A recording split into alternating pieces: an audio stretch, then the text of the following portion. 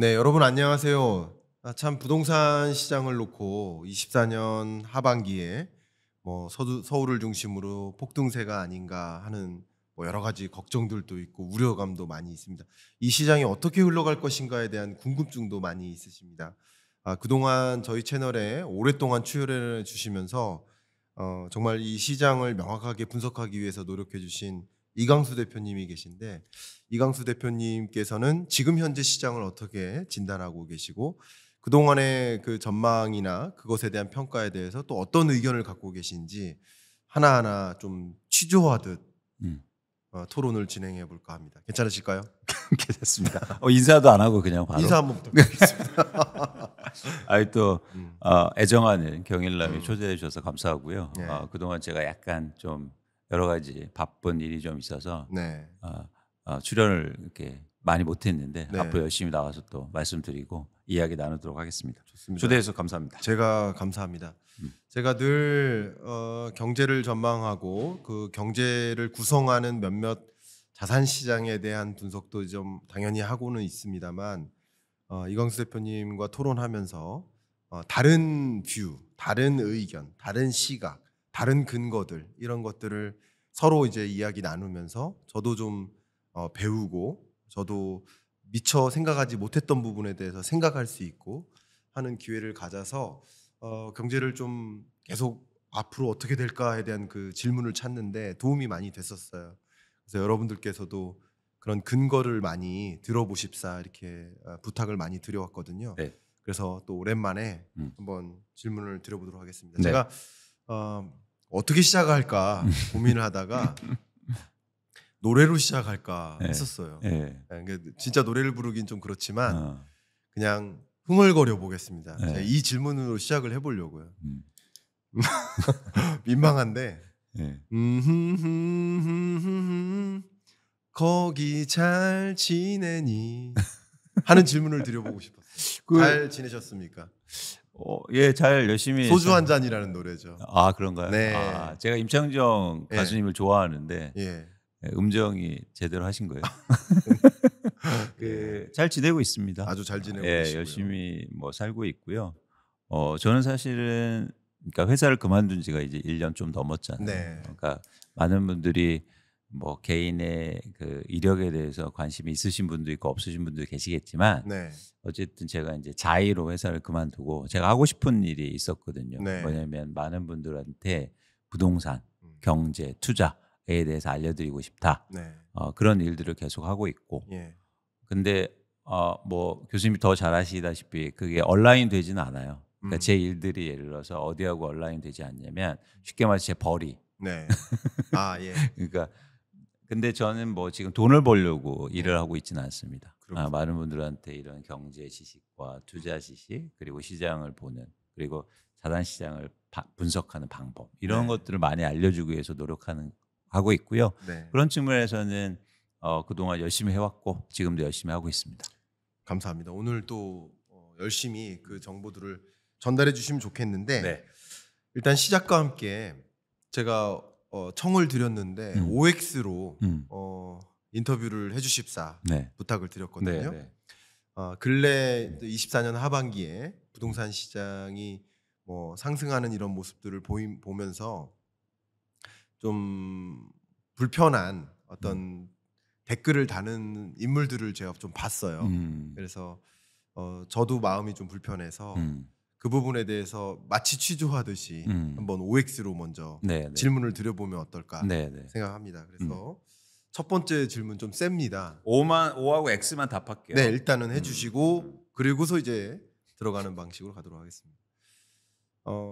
이광수 대표님 과거 영상에도 지금 찾아와서 댓글 다는 분 중에 짧게 브레이튼 리 물음표 네. 라고 달리는 것들을 제가 봤어요. 네. O입니까 X입니까? O. 브레이튼 리 네. O 맞다. 네. 이따가 더 구체적으로 하겠습니다. 네. 두 번째, 그동안 이제 부동산 시장을 집중적으로 분석해 주셨는데 하락할 것이라고 희망하신 겁니까?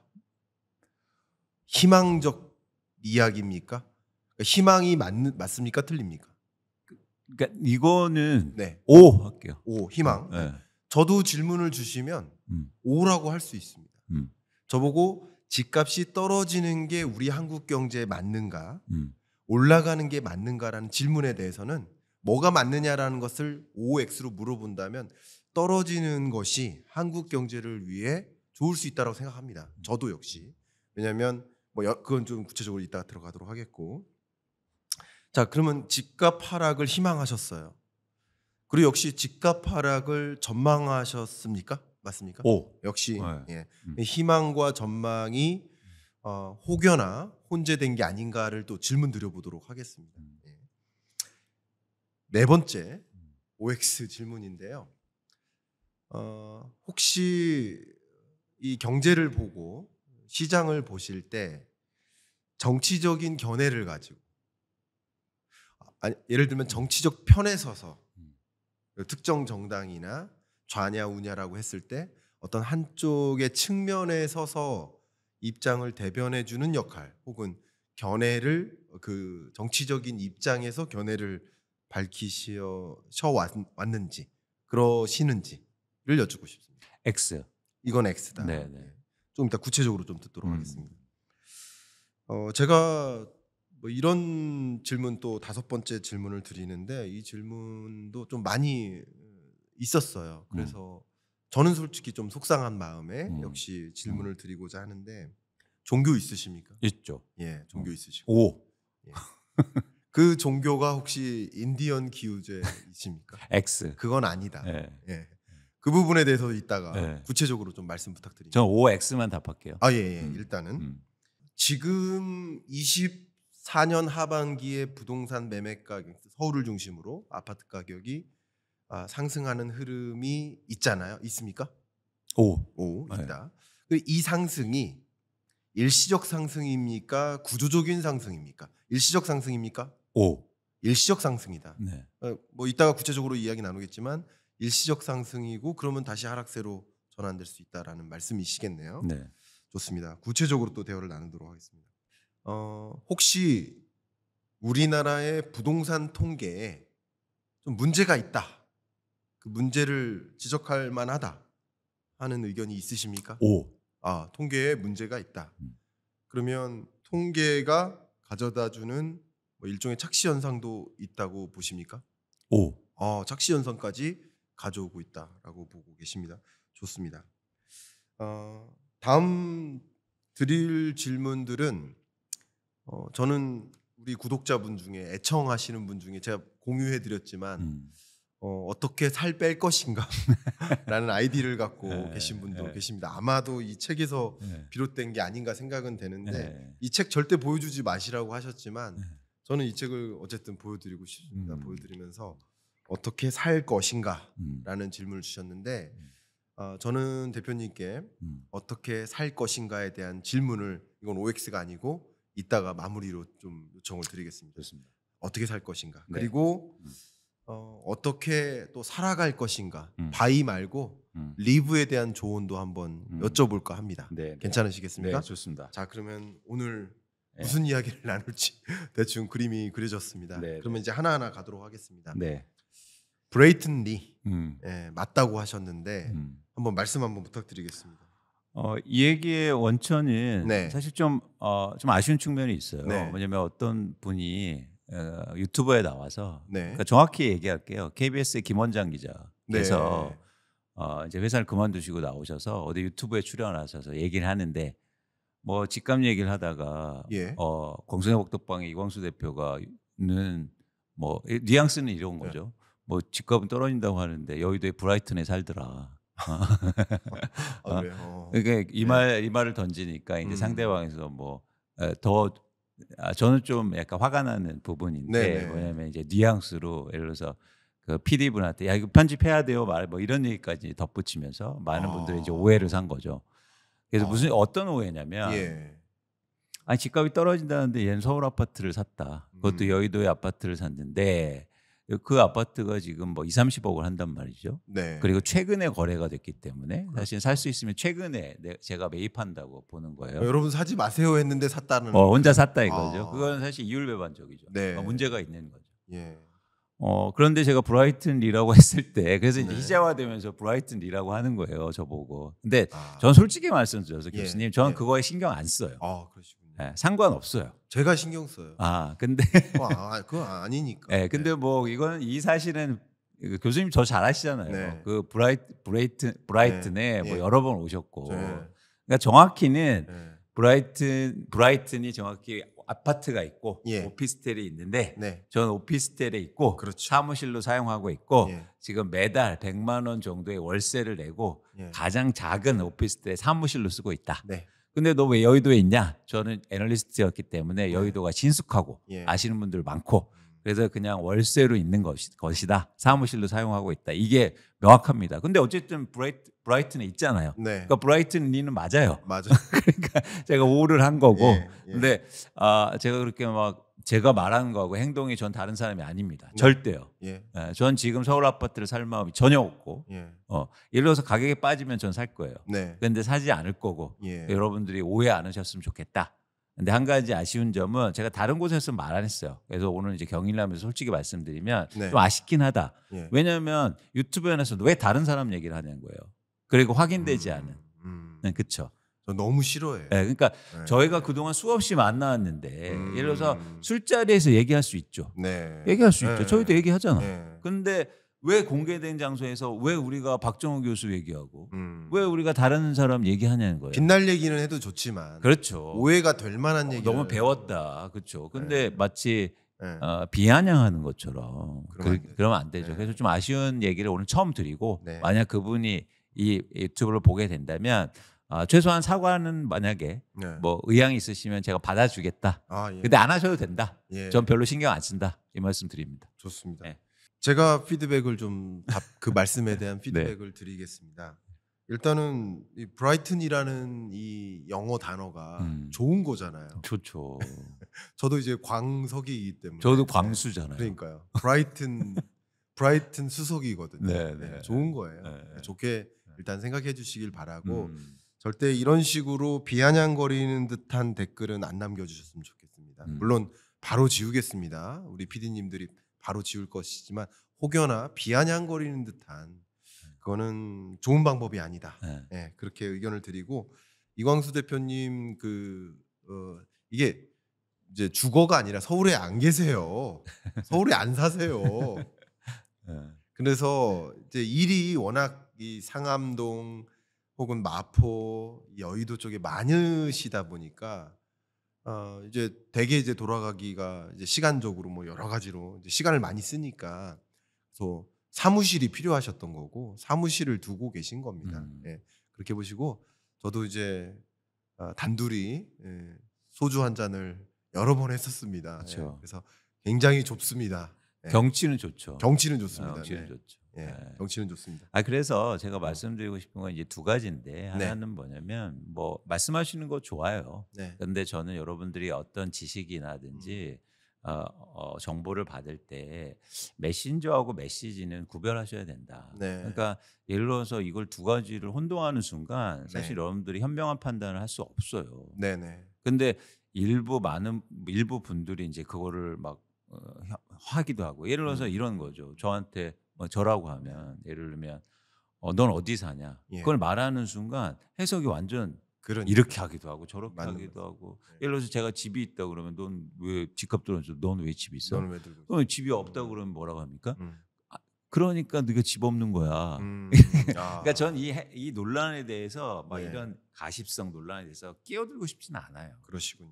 근데 이제 그 얘기를 굳이 하니까 네. 제가 얘기 드리는 거예요. 네네. 그래서 그런 측면에서 이제 교수님한테 감사하죠. 어쨌든 그런 얘기들이 시중에 떠돌고 있는데 이제 해명할 기회를 주셨으니까. 네. 네. 말씀 감사합니다. 네. 두 번째 네. 질문으로 가겠습니다. 집값 하락을 음. 희망하고 있고 그리고 그 희망을 계속 말씀하신 게 아닌가 하는 질문을 갖고 계십니다. 독자분들 중에서는. 한번 부탁드리겠습니다. 그 두 가지는 다른 질문이에요. 네네. 지금 한번 교수님. 부탁드립니다. 그렇죠. 왜냐하면 예. 지금 두 가지 질문하셨는데 예. 희망을 바라냐 네. 하고 네. 희망 바라는 게 예를 들어서 전망에 섞여 있냐는 거죠. 그렇죠. 그러니까 이 두 가지는 다른 질문이에요. 예. 일단 전 희망합니다. 네. 집값 떨어지는 걸 희망합니다. 네, 그건 뭐냐면 네. 아까도 교수님이 잠깐 얘기 드렸듯이 그러니까 집값이 뭐 폭락을 얘기하는 게 아니라 네. 지금 수준의 대한민국 집값이 과연 적정한가. 네. 특히 저는 지향점이 있어요. 예. 그러니까 저의 지향점 이따도 다시 질문해 보시겠지만 네. 뭐 정치적 성향이 있느냐 예. 있죠. 저는 예. 전 진보적 성향이에요. 예. 그러니까 진보의 핵심은 뭐냐면 예. 예를 들어서 사회적으로 열악한 분들, 네. 쉽게 말하면 부동산에서 무주택자분들 그 부분들에 대해서 정세적 공감을 느낀단 말이에요. 정서적 공감. 예. 네. 그러니까 그분들이 잘 살아야 대한민국 경제가 잘 되고 네. 그분들이 안정적으로 삶을 영위해야 그러니까 부자보다 예. 예. 그런 어떤 정서적 공감을 갖고 있기 때문에 당연히 희망하죠. 네. 그래서 우리의 젊은 세대와 예. 그리고 우리나라 무주택자분들이 안정적으로 내 집 마련할 수 있게 집값은 하락해야 된다는 게 저의 희망입니다. 네. 그래서 당연히 희망을 갖고 희망이 없는 사람이 있어요? 희망이야 있겠죠. 다 있죠. 있겠죠. 다 있죠. 예. 그러니까 전 이 희망은 당연히 갖고 있다. 근데 이제 두 번째 질문입니다. 네. 이 희망이 전망에 들어가 있느냐? 예. 그렇죠? 예. 전망에 들어가 있지 않다. 희망을 배제하고 전망하시는 노력한다. 네, 네. 그러니까 없을 수는 없어요. 저도 네. 인간이기 때문에 예, 예. 당연히. 그런데 최대한 노력한다. 그 노력하는 방법이 있어요. 네. 뭐냐면 전 그래서 숫자를 씁니다. 예. 최대한 검증된 숫자, 그렇죠. 검증된 방법. 네. 그러니까 여러분 우리가 얘기해서 숫자를 얘기하는 이유가 제가 네. 이렇게 얘기하는 거예요. 제가 희망을 예. 전망에 녹인다면 집값 무조건 떨어집니다. 네. 사지 마세요. 예. 근데 저는 근거를 얘기하잖아요. 음. 그래서 레포트를 얘기하고 저는 애널리스트예요. 네. 시장을 분석하는 그래서 네. 근거를 갖고 전망하는 거기 때문에 최대한 희망을 배제하려고 노력하는 거죠. 좋습니다. 네, 그래서 여러분들이 이런 차이점을 해서 여러분들도 계속 보셨으면 좋겠어요. 뭐냐면 근거시 얘기하느냐, 그냥 네. 희망 회로를 돌리는 게 아니냐. 네. 그러면 희망 회로만 돌린다고 그러면 저한테 지적하셔야죠. 너 이런 거 숫자 틀려. 너 마음대로 해석한 거야? 네. 그런데 그런 논리를 빼고 네. 너 그냥 희망하는 거지. 그건 아니라는 거예요. 오케이. 여러분들이 제 레포트를 한 번이라도 읽어보셨다면 네. 사실은 모든 근거들이 있고 예. 제 전망에 대한 예측과 전망이 있다는 거죠. 근거가. 예. 그렇죠. 근데 근거를 제가 희망이 섞였다고 해서 숫자를 만들 수 있습니까? 아니잖아요. 네네. 그러니까 저는 그런 노력들을 20년간 해왔단 말이에요. 그렇죠. 그렇죠? 네. 그래서 그런 관점에선 희망이 있지만 네. 그 희망이 전망에 들어가지 않도록 노력한다라는 겁니다. 그러니까 사실 교수님도 마찬가지잖아요. 예. 희망이 있지 않습니까? 예. 예. 근데 전망할 때 그 희망을 어떻게 배제해요? 완전히 어떤 노력을? 배제하죠. 그러니까 어떤 노력을 하세요? 저요. 예. 그러니까 저는 심지어 예. 제가 한번 이렇게 질문 드려볼까요? 제가 정치적으로 좌의 성향이라고 생각하세요? 우의 성향이라고 생각하세요? 저를 잘 아시잖아요. 혹시 한번 여쭤볼게요. 그러니까 이거는 네. 이거는 왜냐하면 판단이 기준이 좀 다른데 다를 수 있죠. 있죠. 네. 왜냐하면 사람들은 네. 교수님을 잘 모르는 사람들은 네. 교수님을 예를 들어서 진보가 아니라고 얘기하는 사람들도 많단 말이에요. 반대로 뭐냐면 나 같은 사람들은 굉장히 진보적이라고 생각하는 거예요. 그래요? 예. 사람을 향한 방향성. 좋습니다. 그러니까 기준이 다르기 때문에요. 그러니까 뭐냐면 전 진보의 기준을 자체를 그러니까 지금 오늘 정치 채널은 아니지만 아닙니다. 예. 진보의 방향 자체를 아까 얘기 드렸죠. 음. 예를 들어서 저는 상대적으로 열악하고 그게 경제적 부든 네. 아니면 사회적 위치든 네. 아니면 나이든 이런 분들한테 관심 있고 그런 분들을 생각하는 게 전 진보라고 생각합니다. 그렇군요. 그렇게 되면 저는 보수보다 진보에 가깝고 그런 측면에서는 교수님도 진보다. 진보죠. 그렇게 네. 보면 그렇죠. 진보 맞아요. 그렇기 때문에 예. 제 입장에서는 진보인 거예요. 그런 측면에서는 진보 맞아요. 예. 예. 예. 예.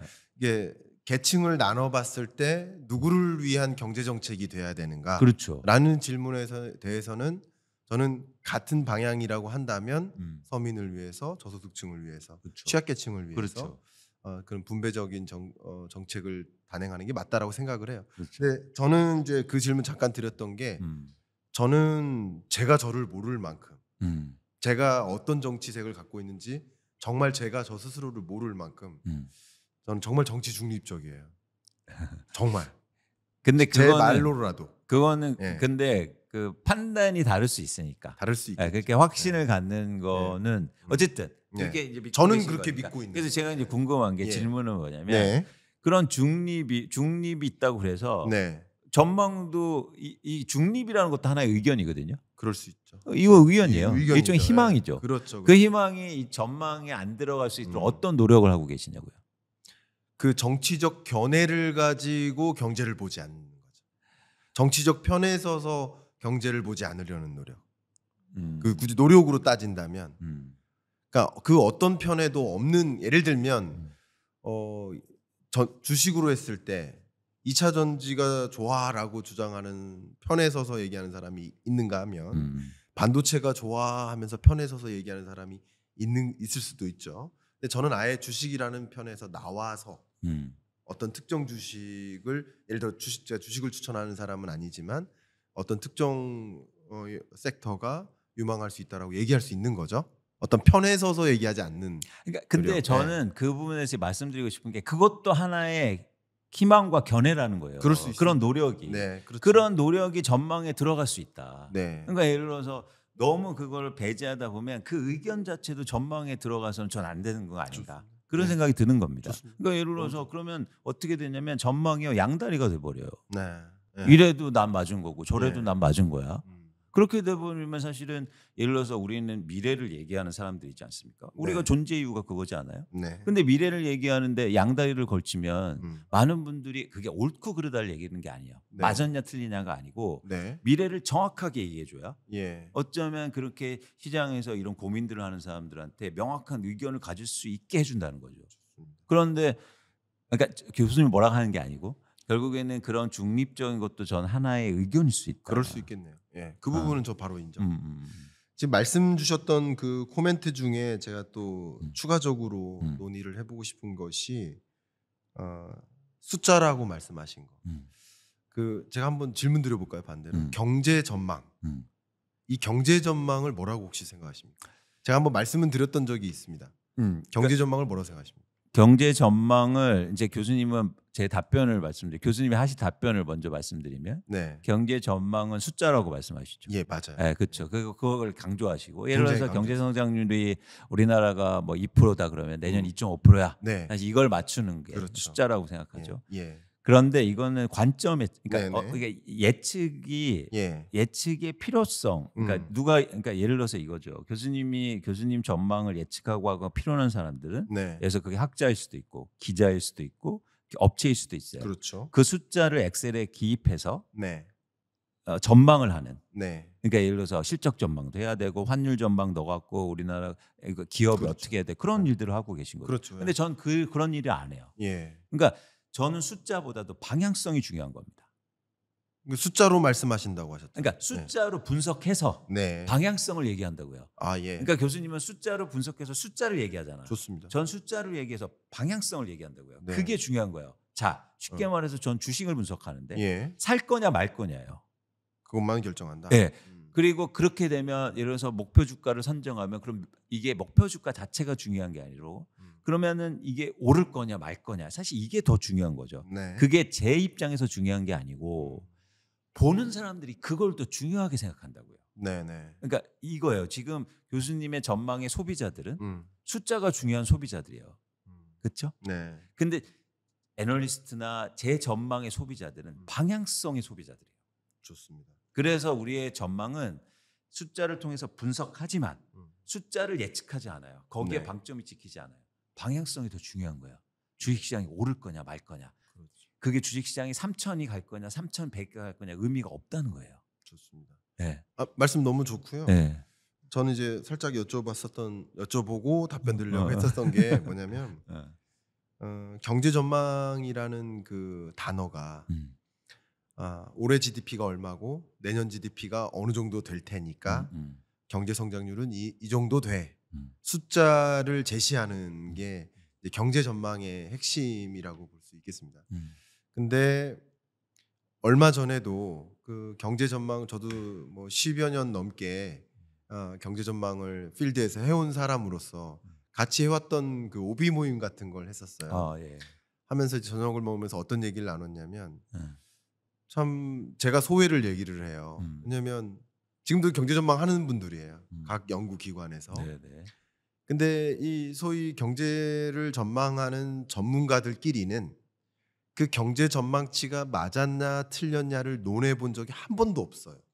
그 누구도 없어요. 네. 저도 살아가면서 없었어요. 음. 근데 너무 재밌게도 대중을 만나는 과정에서 음. 그 경제 전망치가 맞았느냐 틀렸느냐 맨날 틀리는 거 아니냐라고 이야기하는 것을 좀 느꼈어요. 누구는 매일 맞다, 누구는 매일 틀리다 예를 들어서. 네네. 근데 일단은 그렇게 비판적으로 얘기하는 그 대중들은 사실은 뭐라고 경제 전망했는지도 모르고 비판해요. 이해가세요? 경제 전망이라는 얘기 예를 들어서 제가 25년 경제 전망치를 지금 탈고를 거의 했어요. 네. 책을. 네.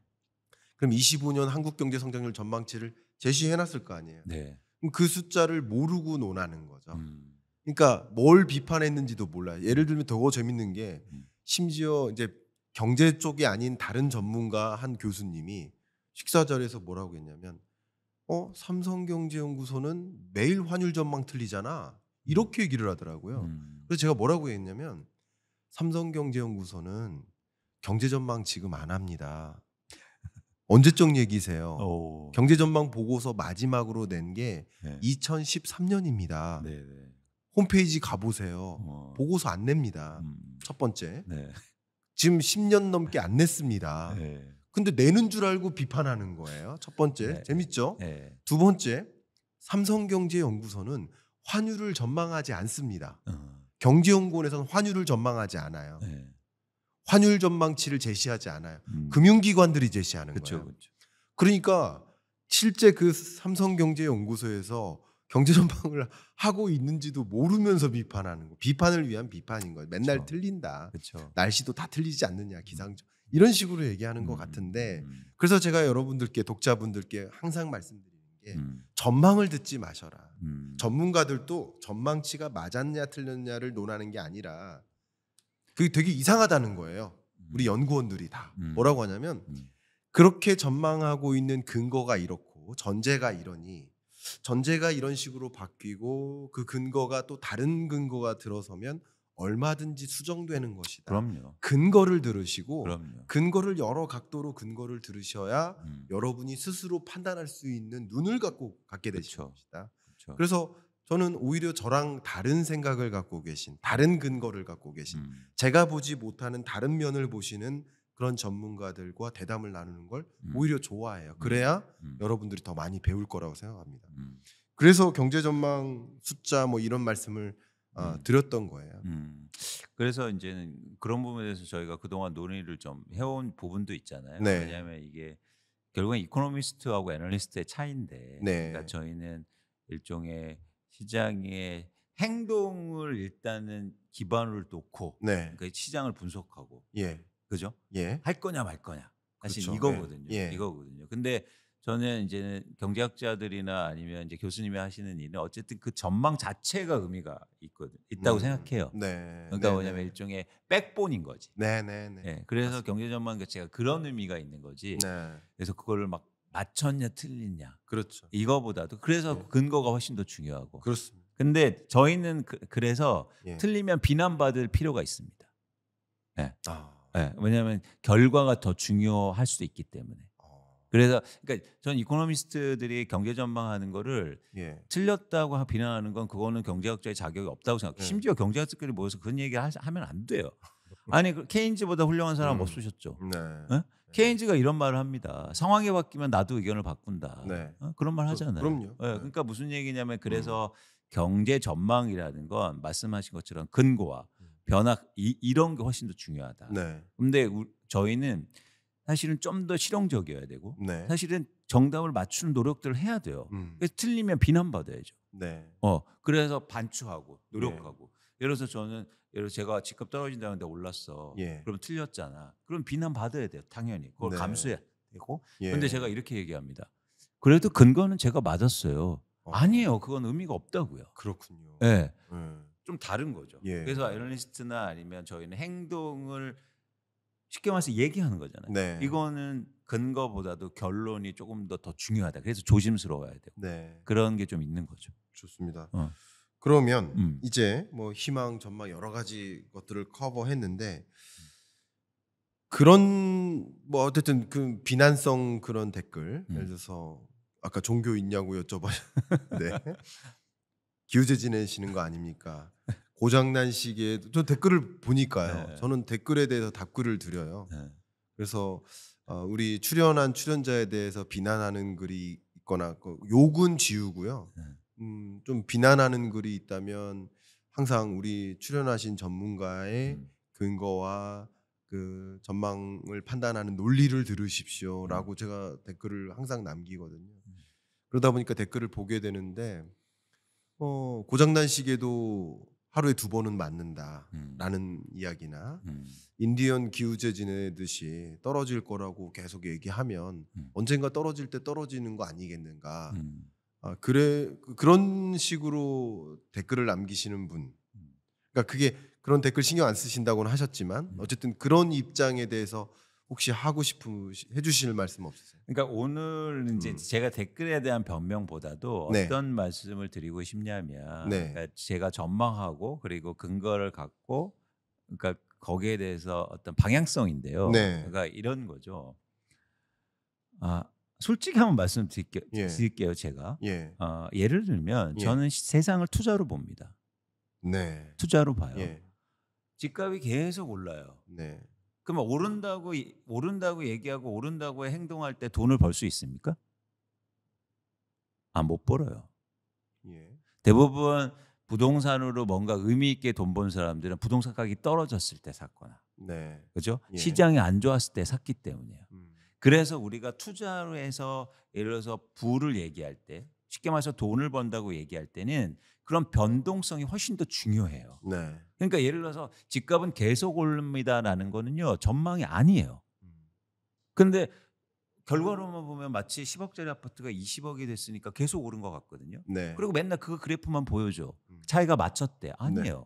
그 과정 속에 변화가 있잖아요. 네네. 그렇죠? 네. 네. 그 변화가 훨씬 더 중요하다. 네. 그런 입장에서 전 지금 중요한 얘기를 하고 있는 겁니다. 그렇군요. 그렇죠? 예. 제가 그러니까 확률적으로 보면 네. 그동안은 그냥 확률이에요. 앞으로는 달라질 거라고 좀 예측하고는 있지만 예. 예를 들어서 50대 50이라고 해요. 예. 집값이 떨어진다 오른다 확률이. 네. 근데 과거로 보니까 집값이 오른 기간이 컸잖아요. 그렇죠. 그럼 제 입장에서는 뭐가 더 유리합니까? 떨어진다고 아니죠. 오른다고 얘기하는 게 유리하죠. 훨씬 더 예, 유리하죠. 예, 예. 그 전망만 맞출 확률이 보면. 높잖아요. 그렇죠. 예. 과거로만 봤을 때. 그렇죠. 예. 근데 제가 왜 빠진다고 얘기하느냐? 네. 물론 그거에 근거가 있고 제가 예측하는 그 있지만 네. 중요한 건 그런 시점이 훨씬 더 중요하다. 좋습니다. 이게 이해가 여러분들이 되실지 모르겠어요. 약간 이제 우려스러운 부분이 있는데 예. 뭐냐면, 그러니까 훨씬 더 가치가 있다는 거예요. 예. 예. 이해가 갑니다. 무슨 말씀인지. 네. 예. 교수님만 이해하실까 봐 제가 두려워. 다만 그러니까 그것 때문에 제 전망이 바뀌진 않아. 오케이. 그런데 예. 그래서 그러니까 이게 이제 분리되는 부분인데 예. 어쨌든 제 전망은 그렇지만 제가 만약에 떨어진다고 했을 때가 훨씬 더 가치 있는 의견일 수 있다. 좋습니다. 네. 여기에 좀 날카로운 질문을 좀 드리도록 하겠습니다. 그대로 전망이 결론적으로 맞았다면 그 네. 평가를 받으신다고 하셨으니까 네. 떨어진다고 전망을 하셨어요. 24년 예를 들어서 4, 5월에 집값이 폭락한다라고 만약에 전망을 하셨단 말이에요. 근데 실제 그때 폭락을 했어요. 전망이 적중한 거죠. 네. 그랬다면 그때까지 집을 안 사시다가 4, 5월에 폭락하는 걸 보고 그때 뭐 투자나 내 집 마련 의사결정을 하신 분은 그러면은 말씀 잘 따라서 투자에 성공하신 결과라고 볼 수 있겠죠. 네. 그래서 어떤 시점에 하락할 수 있다, 폭락할 수 있다라는 것을 전망해 주시는 것은 그런 의미가 있다고 판단되죠. 그렇죠. 다만 결과론적으로 말씀드려서 죄송하지만 또 그런 부류의 사람들이 굉장히 많다는 걸 제가 느끼는데, 이광수 대표님께서 폭락한다고 계속 했는데 결론적으로 폭락을 안 해서 나는 계속 집 살 기회를 놓치고 있었다. 그러니까 부자가 될 기회를 놓치게 만든 거다라고 생각하시는 분들이 계시거든요. 그럼 왜 그렇게 생각하시죠? 왜냐하면 만약에 폭락할 거라고 전망을 안 했으면 네.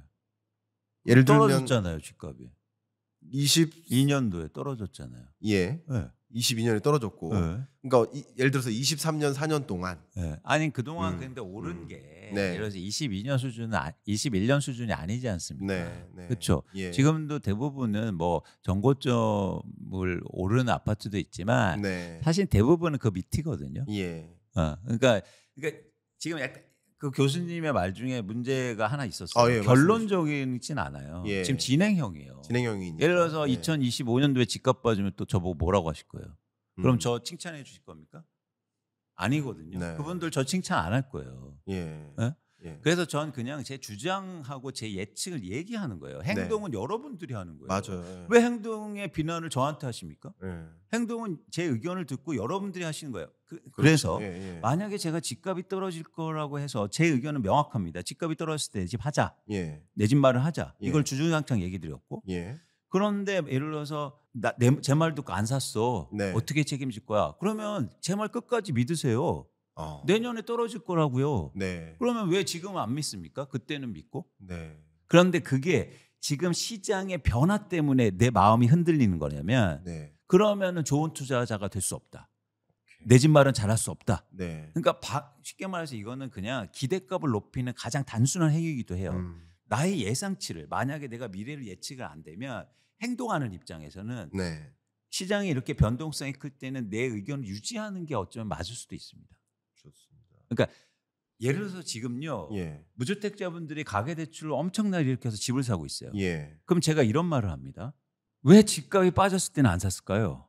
그럼 뭐라고 하는지 아세요? 네가 사지 말라며. 예? 예. 근데 지금은 왜 사세요? 제가 사지 말라고 하는데. 아니 왜 그때는 듣고 왜 지금은 안 듣냐고요. 네. 그러니까 이거는 그렇죠. 예. 그러니까 흥미로운 지점이에요. 예. 그러니까 자꾸 변명을 대는 거예요. 음. 제가 이걸 비난하는 게 아니라 그게 대중의 심리이기 때문에. 네. 전 그걸 비난하지 않아요. 그건 예. 계속 돼 왔기 때문에. 음. 근데 전 그걸 이길 만한 네. 자아가 예. 그리고 제 확신이 있단 말이에요. 네. 그렇죠. 예. 확신이 없으면 그렇게 비난하는 게 흔들리지. 네. 전 그럴 마음이 없어요. 예, 확신이 있기 때문에. 그럼 그때는 믿고 왜 지금은 안 믿습니까? 음. 왜 그때는 너 때문에 안 샀어? 근데 왜 지금은 왜 사시는 거예요? 네. 제 말 안 믿고.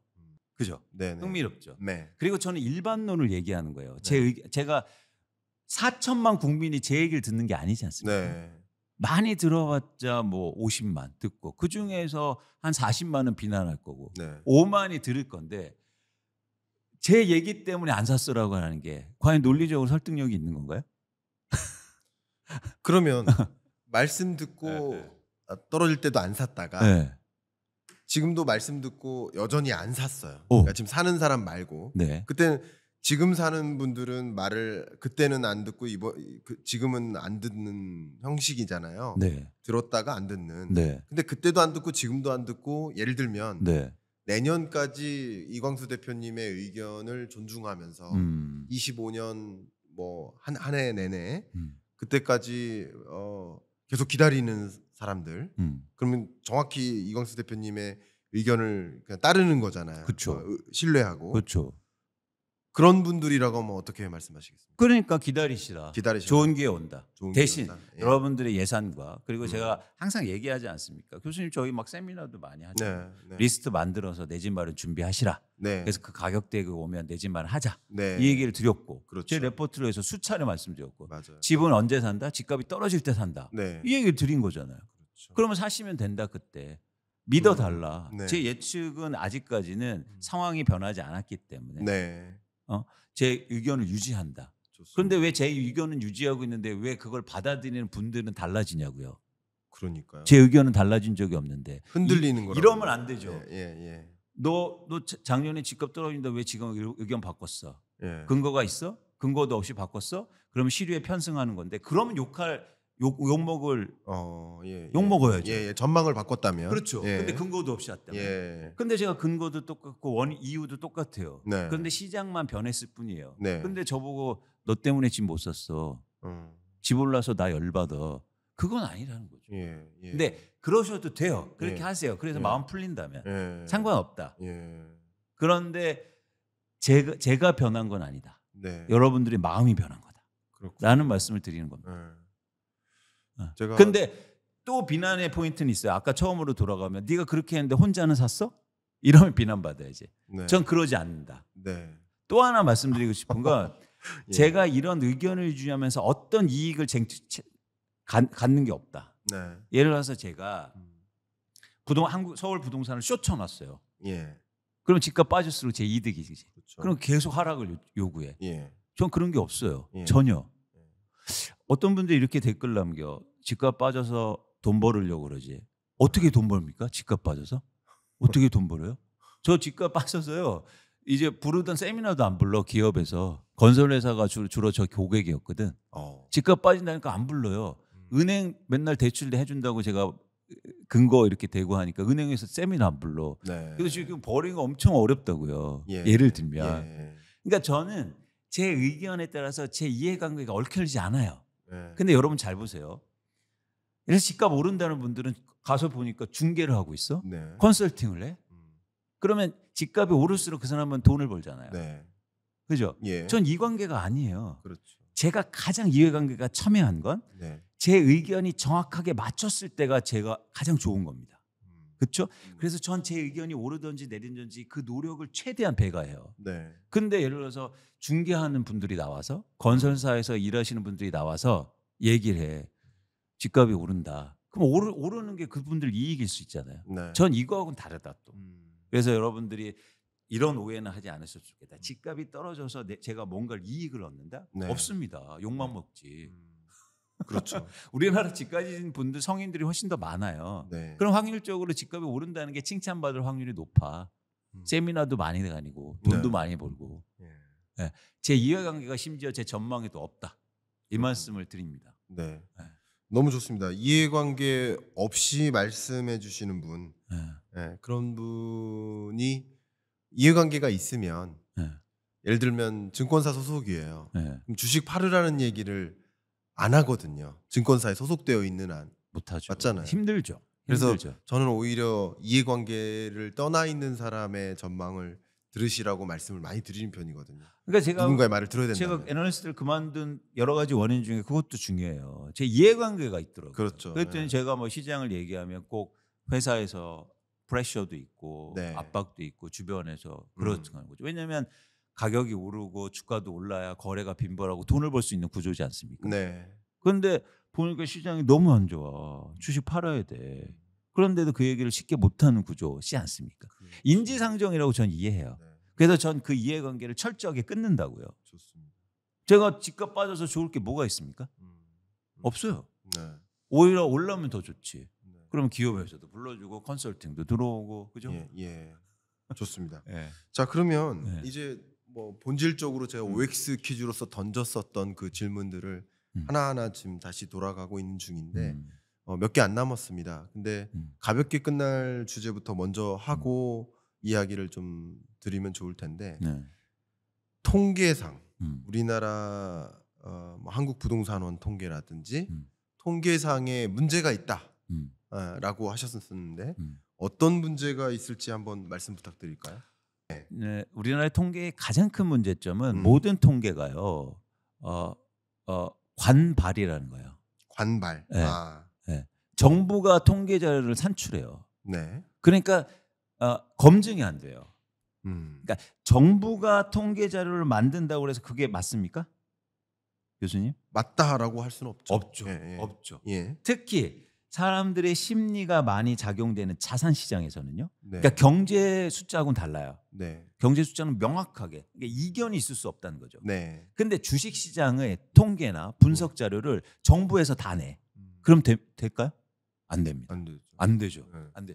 그래서 자산 시장, 특히 투자로 이루어진 자산 시장의 통계 자료는요. 예. 민간에서 참여해서 견제와 균형을 통해서 그래서 균형점을 맞춰가야 돼요. 근데 대한민국의 부동산 통계는 전부 다 관발이에요.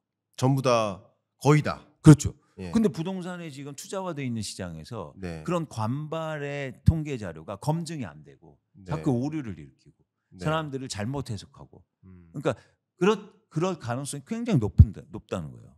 그러면 제가 어. 그러니까 제가 그 반문하는 게 아니고요. 네. 그냥 공감하지 않는 것은 아니고 그러면 이렇게 여쭤볼게요. 그러니까 관발이 아니라 민발이면 문제가 없습니까? 그러니까 민발과 예. 관발이 네. 같이 있어야지. 그래서 서로 견제와 견제와 균형을 균형을 이루어야 그러니까 된다. 미국의 부동산 통계는 수많은 사기업에서 네. 기업에서 산출해냅니다. 그렇죠. 그러면서 서로 균형을 맞춰가요. 예. 그러면서 오랫동안 균형 맞춰서 지금 굉장히 공신력 있는 그렇죠. 통계 자료들이 나오고 있거든요. 네. 이거는 결국에는 산업인데 산업이에요. 통계 네. 산업이죠. 예. 통계 산업이 발전하기 위해서는 견제와 균형이 필요한 거죠. 네. 근데 지금 대한민국의 부동산 통계는 전부 다 견제와 균형이 없는 거예요. 네. 오직 견제와 균형은 어디다?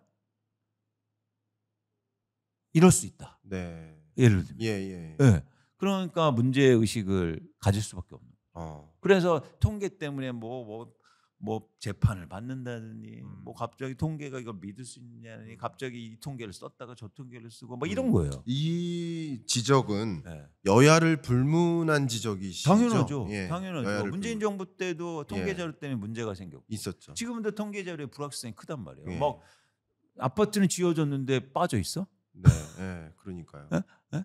과연 이게 저는 이게는 기본적으로 통계가 옳다 그르다가 아니고 네. 한국의 부동산 통계 자체가 일종의 정부에서 전부 다 나오기 때문에 네. 견제와 균형이 없다. 공무원 한 명이 잘못하면 그냥 끝나버리는. 이게 말이 안 되지 않습니까? 네. 예.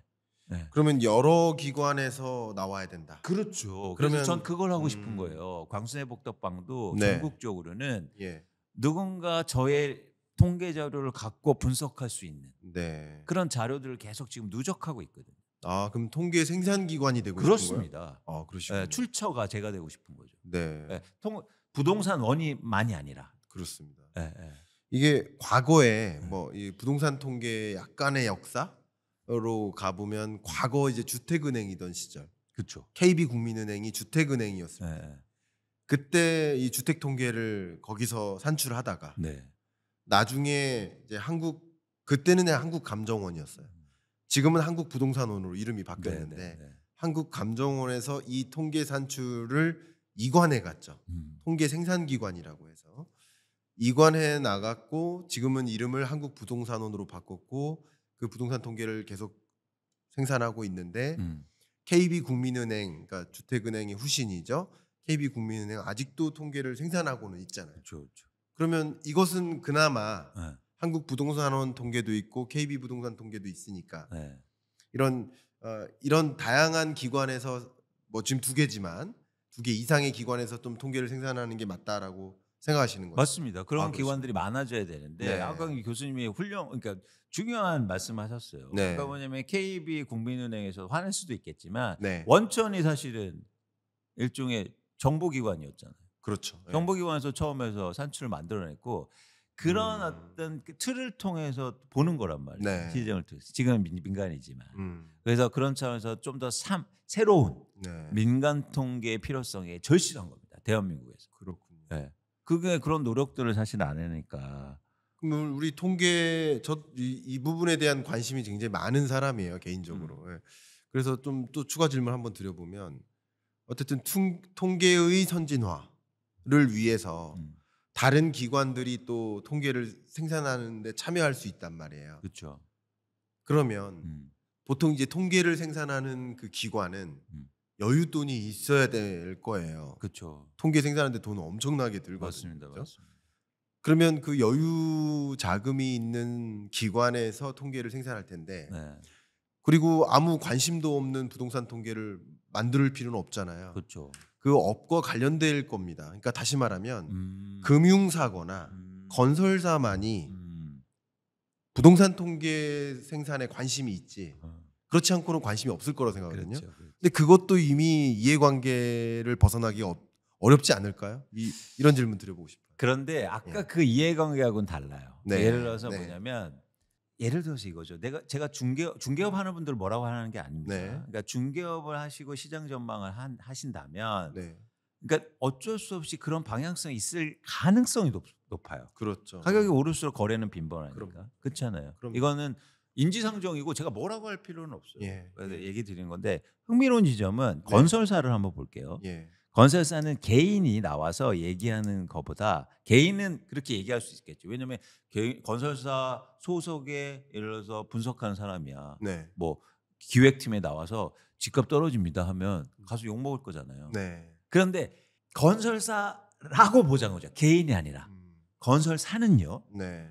통계를 정확히 양산하고 예. 그리고 시장을 정확하게 보는 게 건설사한테 유리합니다. 네네. 그렇잖아요. 그럼요. 지금 대한민국 건설사가 왜 지금 어렵습니까? 시장 파악을 못해서기 때문이에요. 매일 가격이 오른다고 하니까 그냥 땅 샀어. 네. 그랬더니 지금 다 문 닫고 막 손실 나고 이러고 있어요. 그러니까 이런 반응을 뭐냐면 그러면 이렇게 인식하는 거죠. 건설사 다니는 사람 말고 네. 건설 회사 입장에서는 예. 통계를 정확하게 만들고 시장 예측을 정확하게 하는 게 건설사한테 도움이 되잖아요. 도움이 되죠. 그러면 투자할 만한 가치가 있는 거죠. 전 그 얘기를 하고 있는 겁니다. 어. 그래서 시장 통계 자료를 만들수록 건설사한테 좋은 거예요. 그러니까 쉽게 말해서 오른다는 얘기가 아니고 빠진다는 얘기가 건설사한테는 더 도움이 된다니까요. 네. 네. 너무 좋은 말씀 주셨고요. 네. 제가 지금 말씀 속에 생각난 거예요. 저도 제안을 드려보고 싶어요. 네. 통계 선진화를 위해서. 이 통계 선진화가 경제 선진화거든요. 네. 왜냐하면 통계가 바로서야 그 통계를 보고 그 정말 타당한 정책들을 만들 수 있기 때문에 네. 통계가 뒤틀리면 정책이 뒤틀릴 수밖에 없으니까 네. 그 통계 선진화를 위해서 이런 제안을 드리고 싶어요. 갑자기 든 생각입니다. 네. 그 한국은행의 목적, 첫 번째 목적, 네. 한국은행의 설립 목적, 그 한국은행법 1조 1항. 네. 그 첫 번째가 뭔지 아십니까? 물가 안정. 물가 안정이에요. 그렇죠. 그런데 이거 네. 중요한 얘기입니다. 네. 근데 그 소비자 물가 지표는 한국은행이 생산하지 않습니다. 통계청에서 생산합니다. 그 해당 소비자 물가를 안정시키는 게 한국은행의 목적인데 그 통계를 한국은행 스스로 생산하면 견제와 균형이 불가능해지죠. 그러니까 통계청에서 소비자 물가, 소비자 동향 조사를 하고 소비자 물가 지수를 추계하고 그 물가가 제대로 바람직한 목표 물가 2%를 향해 가는지를 위해 그걸 보면서 통화 정책을 단행하는 거죠. 네. 이게 맞다고 봅니다. 네. 그런데 부동산 정책을 주관하는 정부 부처는 국토교통부인데 네. 그 통계는 국토교통부의 예산으로 그렇죠. 산하에 있는 한국부동산원에서 생산한다. 맞아요. 이건 잘못됐다. 맞아요. 맞습니다. 라고 생각을 합니다. 맞습니다. 통계 개편이 필요하지 않을까. 필요하죠. 근데 그 통계 개편을 좀 더 나가서 예. 민간한테도 네. 기회를 주라. 그러니까요. 훨씬 그러니까 대한민국에서 부동산 시장은 굉장히 중요하지 않습니까? 네. 가게나 아니면 기업이나 여러 가지 경제적 차원에서. 네. 근데 가장 통계가 열악해요. 네.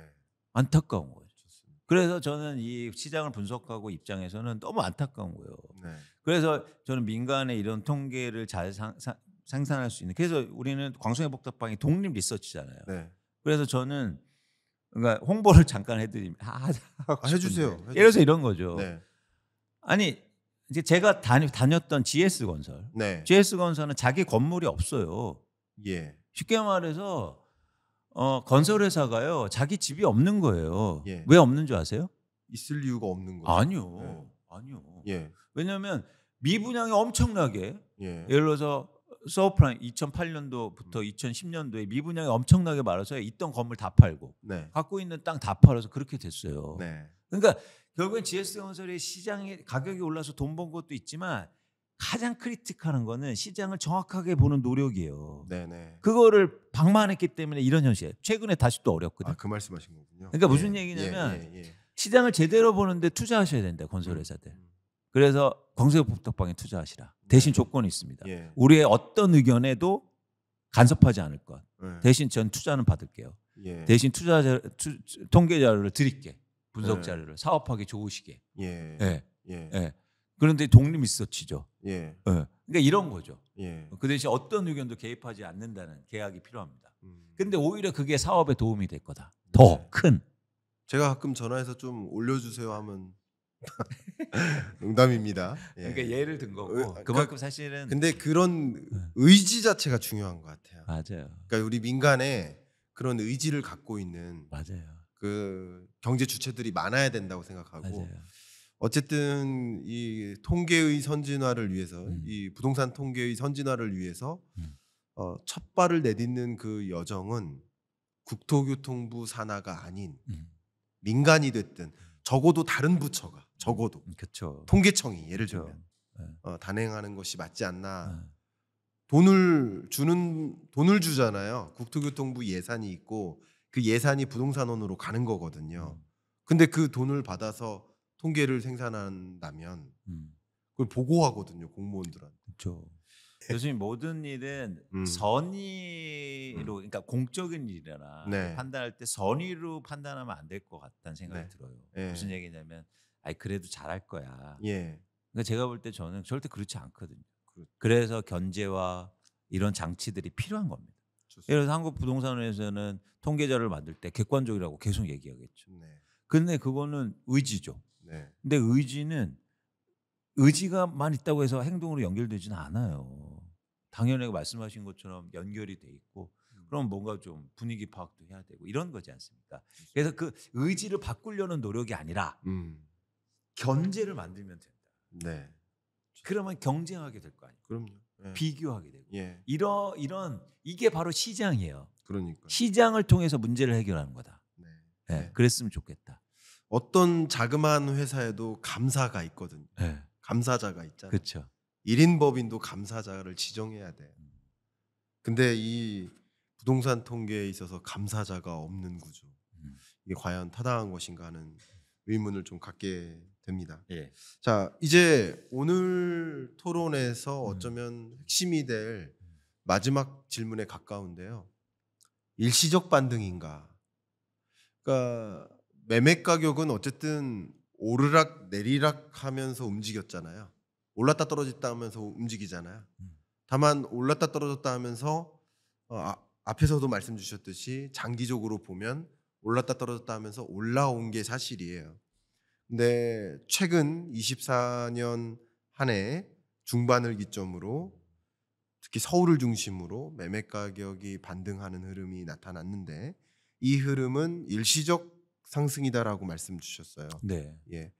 그 부분에 대해서 그럼 일시적 상승이라는 얘기는 이제 다시 하락한다라는 네. 주장이시거든요. 네. 근거를 좀 말씀 부탁드리겠습니다.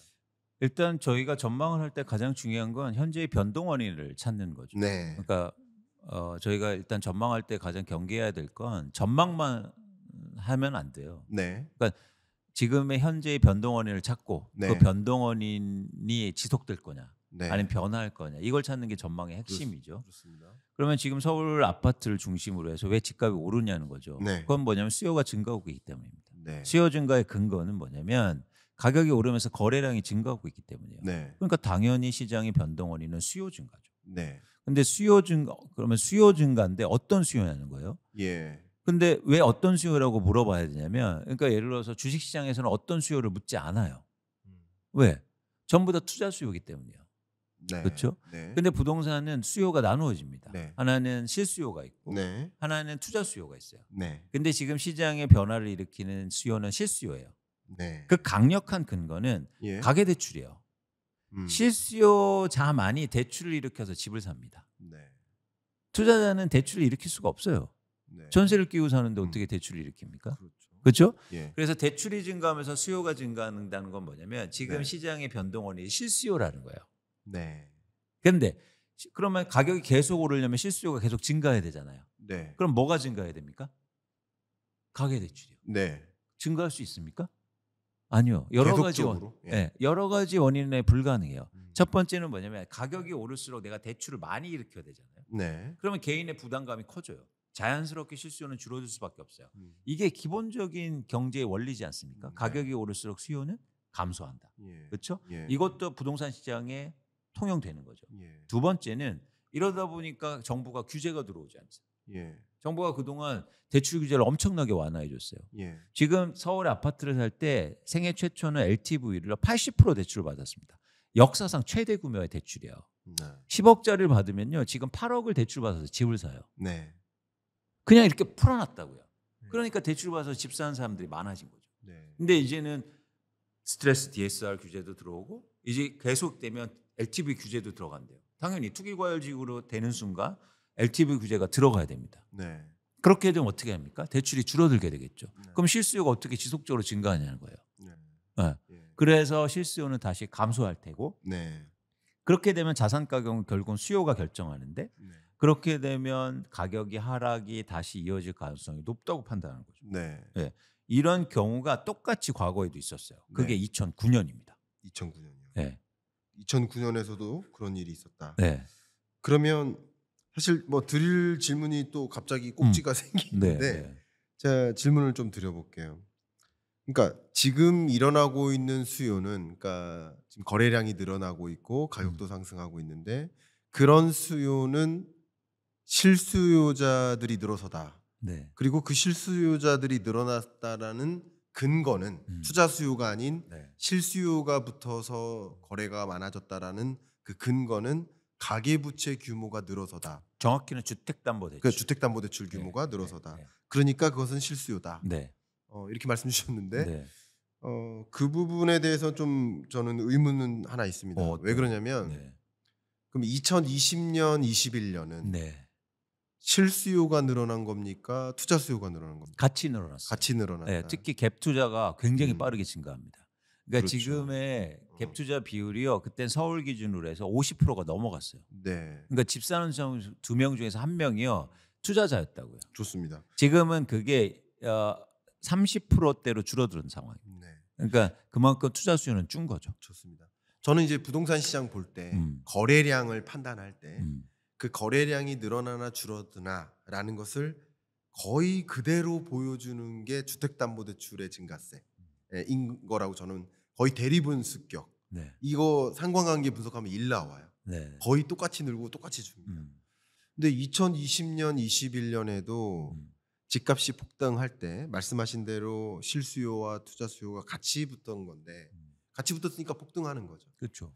근데 그때도 가계부채 규모가 굉장히 폭발적으로 증가했거든요. 그렇죠. 20년, 21년. 그렇죠. 그렇죠. 그러니까 제가 드리는 질문은 정말 이게 실수요를 중심으로 거래량이 늘어난 건지 아니면 투자 수요가 붙은 건지를 구분해 보려는 거예요. 네. 왜 근거의 굉장히 핵심이 네, 그거니까. 네, 네.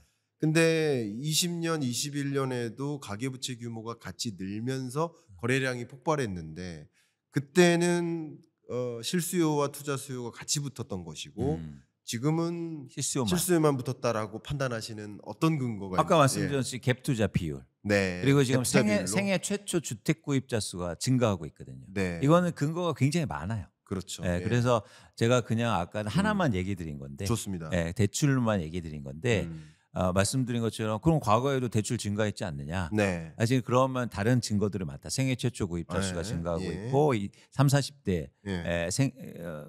구입자가 증가하고 있고 예. 또 하나 갭 투자 비율은 감소하고 있고 예. 예, 이 근거 이제 여러 가지가 들 수 있죠. 좋습니다. 그렇기 때문에 투자 수요가 아니고 예. 증가하는 건 실수요자라고 말씀드리는 겁니다. 좋습니다. 예. 그러면 예. 또 역시 예. 꼬리에 무는 질문을 드린다면 음. 생애 최초 구입자는 네. 예. 투자 수요입니까? 실수요죠. 실수요잖아요. 네. 아 그래서 생애 최초 그렇죠. 구입자가 그렇죠. 많다. 30대 그렇죠. 거주하려고. 예, 네. 이들이 늘고 네. 있다. 왜냐하면 생애 최초 구입자는 왜 지금 집을 사냐면 네. 정책 대출 때문이에요. 네. 작년에 특례보금자리 대출이 40조 원 풀렸고 네. 지금은 신생아 대출이 거의 30조 원 풀립니다. 예. 그러니까 처음 주택 구입하는 분들이 예. 내 집을 거주하려고 네. 그 대출을 받아서 집값을 올리면서 집을 사고 있는 거죠. 좋습니다. 예. 그러면 이제 질문 드리겠습니다. 어쨌든 24년 이 하반기에는 실수요자들을 중심으로 거래량이 뒷받침되고 매매 가격이 상승하는 흐름이다. 근데 이 실수요가 계속 지속될 수 없으니 가격은 언젠가는 하락한다라는 그 주장과 근거세요. 근데 여기에 반대되는 하나의 시나리오를 붙인다면 네. 투자 수요가 붙을 수 있잖아요. 있죠. 있죠. 이제 그러니까 실수요부터 움직이고 네. 투자 수요가 후순위로 붙을 수 있잖아요. 있죠. 예. 저는 개인적으로는 이게 같이 움직이는 거라고 생각하는데 예. 그 시간적 격차는 왜냐하면 말씀 그동안 해왔듯이 이 부동산 시장도 너무나 투자화돼서 그게 바람직한 방향인지는 모르겠으나 투자화돼서 이 실수요와 투자 수요가 구분이 좀 안 되는 현상, 모호해지는 현상, 그리고 실수요자들도 투자적인 관점에서 내 집 마련을 시도하는 현상, 나만 벼락거지 되면 안 돼 하는 그런 공포감, 여러 가지 것들이 맞물려서 이게 같이 움직이는 경향성이 좀 커졌다라고 저는 생각을 해요. 근데 그걸 차치하고 저의 생각이 틀렸다라고 가정하고 어쨌든 지금까지는 내 집 마련 수요, 실수요를 중심으로 일어났으나 네. 투자 수요가 같이 맞물릴 수 있다. 왜냐하면 투자 수요는 앞으로 지금 가격 상승하네. 앞으로도 상승할 것 같아. 주택 공급 부족해질 것 같아. 하는 움직임으로 투자 수요까지 맞물린다면 이게 일시적인 상승이 아니라 구조적인 상승으로도 갈 수 있지 않겠습니까? 네. 이 부분 한번 질문 드립니다. 맞습니다. 굉장히 네. 중요한 질문을 하셨고 네. 쉽게 말해서 투자 수요 들어오면 집값도 오르는 거 아니냐 그렇죠. 이거죠. 네. 일단 첫 번째는 실수요가 감소한다는 거예요. 네. 제 전망은 네. 그거죠. 그래서 과거처럼 실수요가 투자 수요가 같이 증가하는 건 힘들겠다. 그런데 제 예측대로 실수요는 감소하지만 예를 들어서 네. 그게 대출 규제든 오른 가격이든 근데 그만큼 더 투자 수요가 더 많이 들어와야 되잖아요. 네. 네. 오르려면. 그렇죠. 그런데 지금 한계가 있어요. 첫 번째는 뭐냐면 지금 투자자들이요 집을 너무 많이 보유하고 있어요. 네. 그 근거는 뭐냐면 지금 자가 점유율이요 역대 최저 수준입니다. 맞아요. 무슨 얘기냐면 네, 다주택자가 너무 많다는 거예요. 그렇죠. 그러니까 투자자들은 이미 많이 갖고 있어요. 네. 네. 그러니까 이거를 한 채 더 살 수 있을까? 투자자들이요? 네. 그러니까 너무 많이 갖고 있어서 지금 네. 팔려는 거예요. 그래서 요즘에 흥미로운 통계 현상이 뭐냐면 다주택자는 오히려 팔고 있어요. 이 상황이 전개되려면 다주택자가 더 사줘야 돼. 그렇죠. 근데 다주택자는 지금 팔고 있다고요. 네. 다주택자 비율이 줄고 있다니까. 네, 네. 흥미롭죠. 예. 그러니까 집값이 오르면 다주택자가 더 많이 증가해야 돼요. 네. 다주택자가 줄고 있다고요. 네. 그건 뭐냐면 집을 갖고 있는 사람들은 이번에 기회다라고 해서 파는 거예요. 그래서 공통적으로 통계치로 뭐가 나오냐면 장기 보유자들의 매도 물량이 증가하고 있고 네. 고령 세대의 매도 물량이 증가하고 있고 다주택자의 매도 물량이 증가하고 있어요. 네. 그래서 중요한 건 매도 물량이 증가하는 게 투자 수요가 더 증가할 수 없다는 가장 큰 근거예요. 좋습니다. 예. 그리고요. 예. 투자 수요에 대한 속성을 아셔야 되는데 네. 투자 수요는 돈이 벌 수 있을 때만 투자해요. 그렇겠죠. 예. 예. 그런데 제가 볼 때 이거는 정성적인 판단인데 예. 지금 한국의 부동산 가서 돈 벌기는 쉽지 않겠다. 그 이유는 예를 들면 이거예요. 예. 지금 강남에요. 집을 한 채 더 사잖아요. 취득세를 8% 내야 됩니다. 그러면 10억, 20억짜리잖아요. 평균 20억짜리인데 1억 6천만 원을 내고 시작해요. 이거 네. 투자할 수 있겠습니까? 어렵죠. 예. 예. 그런 제도적인 측면도 있단 말이야. 그래서 투자자가 시장에 쉽게 들어올 수 없어요. 예. 예. 투자자가 가장 두려워하는 건 불확실성인데 네. 돈을 처음부터 내고 시작하면 불확실성이 커지니까 투자하기 쉽지 않다는 거죠. 좋은 의견이시고요. 네. 그러면 저는 계속 질문이 투자자와 내 집 마련자를 그 이분법적으로 이제 구분하려는 이제 의견이 있으신데, 근데 결국 내 집이라는 것이 그동안 계속 말씀드렸듯이 사용 가치와 투자 가치, 투자 가치를 다른 말로 이제 교환 가치인데, 이 교환했을 때 첫 내가 갖게 되는 교환보다 팔게 되는 교환에 그때의 가격이 올라가 있는 것을 좋아하는 그런 교환 가치를 누리고자 하는 성향은 이 투자자나 내 집 마련을 보유한 자가 거의 같다고 생각하고요. 거의. 그리고 집값이 떨어지면 안 된다고 생각하는 그 간절함은 오히려 투자자보다 그냥 소위 실거주자가 더 강하다고도 생각합니다. 집값은 절대 떨어지면 안 돼. 왜? 이것은 내 전 재산이니까. 네. 절대 떨어지면 안 돼라는 그런 생각을 더 간절하게 갖고 있지 않을까 하는 생각을 갖고 있거든요. 네. 그런 의미에서 아까 소위 실거주자들은 지금 샀지만 투자자는 더 그런 것들을 합리적으로 판단한다거나 하면서 지금 들어올 이유가 없다라고 네. 생각하시는 거예요. 맞습니다. 그게 이제 지표로 보여주고 있는 거죠. 네. 그래서 그러니까 흥미로운 지점이 네. 최근에 그러니까 이거 불과 1년 전이에요. 네. 강남의 아파트 가격이 5, 6억 빠졌다고요. 예. 30-40%가 빠집니다. 그런데 교수님 이게 흥미로운 지점이 누가 팔았을까요? 그 가격이. 사람들은 쉽게 얘기하죠. 뭐냐면 빚이 많았을 거야. 그러니까 급매를 아니요. 네. 투자자가 많았어요. 네. 투자자였기 때문에 그 가격에 팔 수 있는 거예요. 네. 그러니까 투자자는 사실은 예를 들어서 그 아파트를 5억에 사놨기 때문에 네. 사실은 돈이 그렇게 싸게 팔 수도 있는 거예요. 그렇죠. 절대 빚을 일으켜서 산 사람은 그렇게 못 낸다고. 그래서 그렇죠. 끝까지 버티다가 경매로 가는 겁니다. 그렇죠. 예. 그래서 투자자만의 시장의 변동성을 만들어요. 네. 그래서 이게 더 위험한 거예요. 뭐냐면 투자자가 팔기 시작하면 하락폭이 훨씬 더 커질 거예요. 네. 그걸 투자가 보여줘. 팔기 시작하면. 그렇죠. 왜냐하면 가격에 하한선이 없기 때문에. 네. 네. 그러면 이렇게 한번 질문 드려보겠습니다. 저는 이제 가격이 네. 오르고 떨어지는 그 현상을 네. 숫자상으로 말고 그냥 실물 부동산 거래 시장 관점에서 해석을 해보면 네. 이렇게 저는 봅니다. 팔고자 하는 자가 10명 있고 사고자 하는 자도 뭐 10명 있다고 해볼게요. 그러면 네. 균형점에서 거래가 될 텐데 네. 이제 팔고자 하는 자가 많을 때 그러면 조금 더 급한 사람일수록 급매로 내놓겠죠. 네. 더 급하면 급매로 내놓겠죠. 그렇죠. 그래서 통상적으로 전 거래 가격에 맞춰서 내놓을 가능성이 있는데 통상적으로 그쵸. 급하지 않을 때는. 그렇죠. 그렇죠. 근데 급한 사람일수록 투자자들이 급한 마음에 급매로 내놓는 과정에서 가격의 조정이 있고 반대로 사고자 하는 자들이 이제 많아지면서 팔고자 하는 자보다 많아지는 과정에서 급매부터 소진될 거 아니에요. 네. 다른 것이 같다라고 전제했을 때 네. 네. 다른 뭐 디자인이나 뭐 집안의 상태나 이런 게 같다라고 전제했을 때 아파트가 낮은 가격으로 매도가 되고 있는 그 매물부터 거래가 될 거 아니에요. 네. 네. 그래서 그 급매가 소진되는 과정에서 가격이 오르는 것이다라고 이 시장을 놓고 봤을 때 판단해요. 네. 네. 그러면 지금 어쨌든 그 투자자든 내지만 실거주자든 거래량이 뒷받침되고 가격이 지금 반등해서 오르는 이런 현상은 네. 급매가 소진되는 과정인 거고요. 그리고 사고자 하는 결론적으로 사고자 하는 사람들이 팔고자 하는 자보다 많아지기 때문에 기존 가격보다는 올려서 팔 여지가 생긴 거라고 보고 있는 거예요. 그렇죠. 예. 생겼죠. 네. 그런데 다시 수요가 감소하면 다시 네. 변화가 일어나는 겁니다. 네. 최근에 흥미로운 현상은 매도 물량이 줄지 않고 있어요. 네. 오히려 증가하고 있어요. 매도 물량이 증가하고 있다. 네, 그러니까 예. 무슨 얘기냐면 매도 물량이 왜 증가해요? 집값이 오를 것 같으면 걷어들여야죠. 네. 안 팔려고 하고. 네. 그래야 되는데 흥미롭게도 매도 물량은 증가하고 있어요. 네. 가격이 오르는데. 그 얘기는 뭐냐면 나중에 살 사람이 없으면 어떡하지? 이런 우려가 벌써 집을 갖고 있는 사람들은 생기기 시작하고 있다는 겁니다. 네. 그런데 이미 제가 지금 이거 녹화하는데요. 네.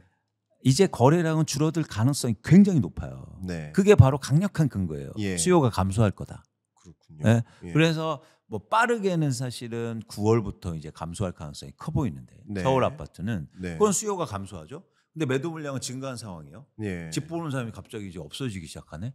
그럼 어떻게 하겠습니까? 다시 조정. 가격을 낮출 수밖에 없는 거죠. 그렇습니다. 그런데 저는 이 폭이 훨씬 더 클 수 있다고 보는 거예요. 네. 왜? 우리가 1년 전에 가격 빠질 때보다 지금 수요가 더 없을 가능성이 있어요. 네. 네. 샀기 때문에. 네. 예.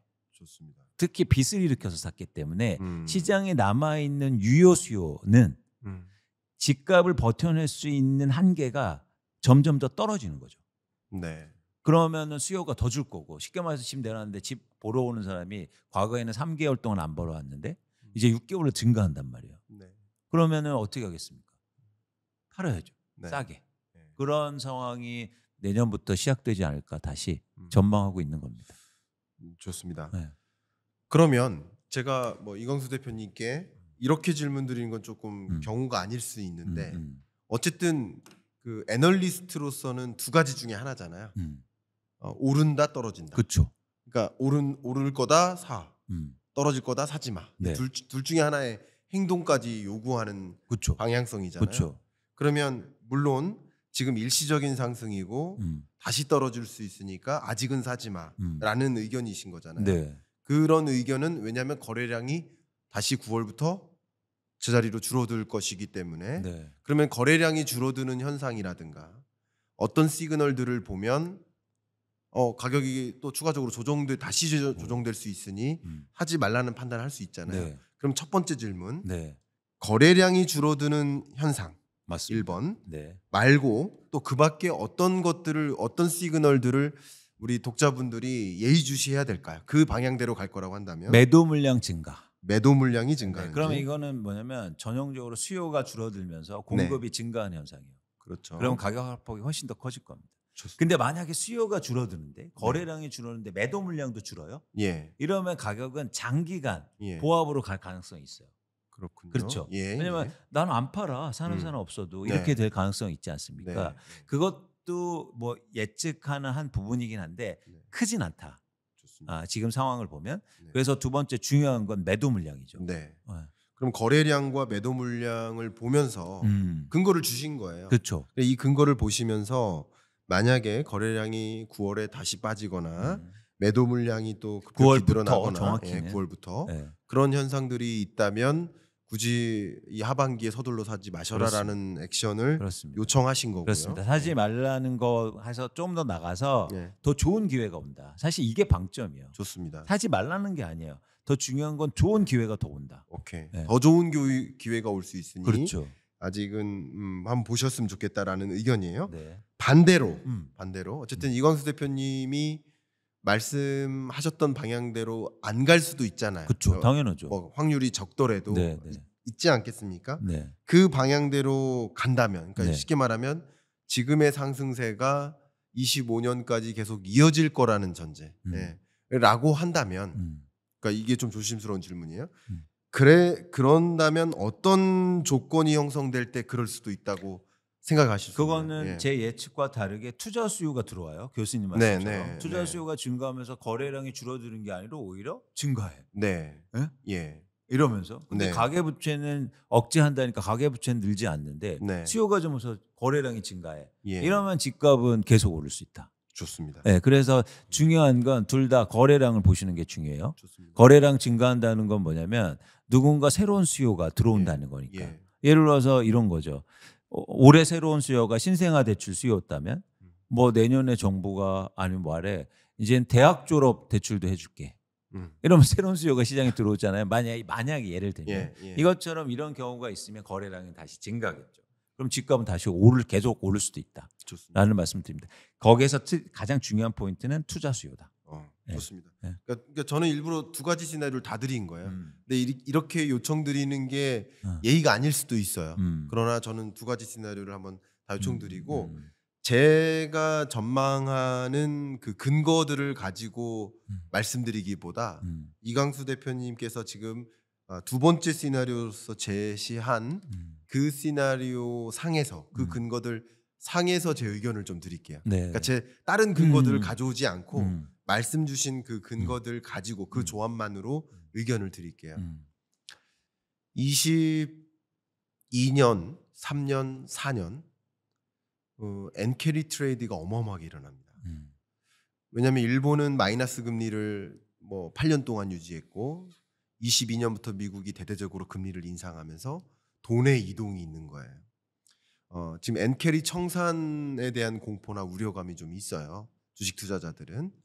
근데 미국의 금리 인하하는 그런 과정에서 완만한 청산 절차는 있을 수 있다고 합니다. 저는 이런 것들을 돈의 이동이라고 설명을 하는 거예요. 투자자들의 관점에서 조금 부동산이 아닌 일반 그 기업의 투자라는 관점에서 볼 때 미국의 22년, 23년, 24년 동안 기업의 투자를 크게 이제 세 가지로 하는데 한 가지가 equipment 설비 용량을 좀 늘리는 거. 그래서 structures, investment 이거는 이제 구조를 좀 개편하는 그런 투자. 세 번째 투자가 M&A 투자예요. 인수합병하는 투자. 근데 이 세 가지가 24년 상반기까지 급감합니다. 왜 그럴까요? 금리 때문에 그래요. 근데 제가 금리만 가지고 말씀드리려는 건 아니지만 기업들의 투자 의지가 건설 투자든 설비 투자든 금리가 높아져 있는 구간 동안 M&A를 안 해요. 네. 그래서 0이 되는 거, 마이너스가 되는 거예요. 그러다가 이제 금리를 이제 인하하고 24년 하반기에 그리고 25년, 26년 한국을 기준으로 말씀드린다면 지금 3.5%의 기준금리에서 26년까지 2% 정도의 중립금리를 향해 그러니까 예전처럼 여러분 20년, 21년과 같은 제로금리 시대가 올 가능성은 상대적으로 희박합니다. 경제 위기가 오지 않는 한. 네, 경제 위기 올 거라고 보지는 않기 때문에 경제가 좀 안 좋을 겁니다. 계속 안 좋을 건데 그렇기 때문에 2% 수준의 중립금리를 향해 통화정책 기조를 움직여 나갈 거라고 보고 있어요. 그러면 24년 하반기보다 25년 상반기가 25년 상반기보다는 25년 하반기가 기업들의 신규 투자를 할 만한 여건은 더 조성되는 거예요. 금리가 5%면 3% 수익성을 목표로 M&A 하지 않거든요. 근데 금리가 제로화되면 3% 수익성 사업도 M&A에서 해보자 하는 움직임이 있거든요. 그런 것처럼 제가 비유적으로 설명을 드렸는데 투자자들의 마음은 지금 기준금리 인하한 적이 한 번도 없거든요. 기준금리 인하할 거라는 뭐 예측과 전망만 있었던 거지. 근데 실질적인 기준금리 인하 액션이 매우 점진적으로 천천히 이루어질 거라고 봅니다. 25, 26년까지. 그런 과정에서 투자자들은 어쨌든 시중금리가 중요하고 기준금리가 3.5에서 2%로 내려오는 여정에서 예를 들면 뭐 한 2.5%나 이 정도까지 내려오는 여정에서는 지금까지는 내 집 마련 수요가 이 거래량을 일으켰다고 보지만 투자자들의 수요가 같이 만날 수 있는 여지가 생긴다라고 의견을 좀 드리고 싶어요. 저의 의견은. 그러니까 간단하게는 금리 인하 때문에 투자 수요가 들어올 수 있다. 이거네요. 한 가지 굉장히 중요한 포인트가 그거죠. 네, 그렇죠. 예, 근데 예. 그 점에서 저는 이제 다른 의견을 갖고 있는 게, 네. 그러니까 저는 금리 인하의 방향성이 아니고 금리 인하의 폭이라고 생각해요. 그러시군요. 그러니까 예. 뭐냐면 폭이 커야 예. 움직임이 일어날 거다. 네. 그러니까 저는 기업 투자 얘기하셨는데 기업 투자의 핵심은 네. 금리의 변화가 아니라 핵심은 사실 애니멀 스프릿이라고 네. 저는 보고 있습니다. 네. 그러니까 그건 뭐냐면 그동안 투자를 안 한 건 불확실성이 커지고 있기 때문이에요. 네. 그러니까 내가 조달금리하고 내가 수익률을 비교해서 투자하는 기업보다 네. 의사결정을 해서 오너가 야 투자해 돈 될 것 같아. 사장님이 금리가 높은데요? 야 우리 20% 벌면 돼. 이런 사실 경제학에서 얘기하지 네. 않습니까? 케인즈가 얘기한 게 바로 애니멀 스프릿이고 그게 오히려 투자의 가장 결정적인 동인이다. 그러니까 뭐냐면 그런 동인을 만드는 건 결국에는 방향성이 아니고 폭이라고 생각해요.